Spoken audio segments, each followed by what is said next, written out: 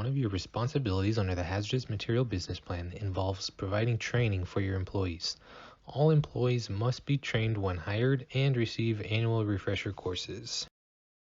Your training program at a minimum must cover safety procedures in the event of a release or threatened release of a hazardous material, your emergency response plans and procedures in the event of a release or threatened release of a hazardous material, including but not limited to immediate notification contacts of appropriate local emergency response personnel, as well as the San Mateo County Environmental Health Department.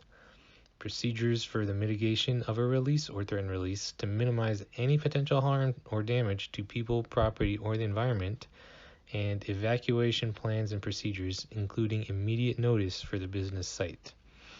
It is important to note that this training requirement applies to all employees on site, not just those who frequently interact with hazardous materials. However, the same level of training is not required for everyone, and you can tailor your training plan to take employees' position into account. This brings us to the Employee Training Plan section of the Hazardous Material Business Plan.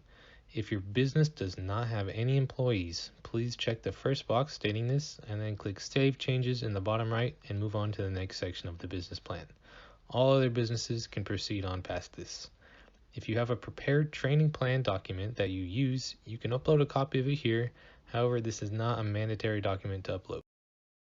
The next section breaks down your staff by their responsibilities. General personnel who work on site, those who interact directly with hazardous materials, and in-house emergency response team members. Check all of the appropriate boxes that accurately reflect how your staff are trained. If your facility does not have an in-house emergency response team, you can skip that section.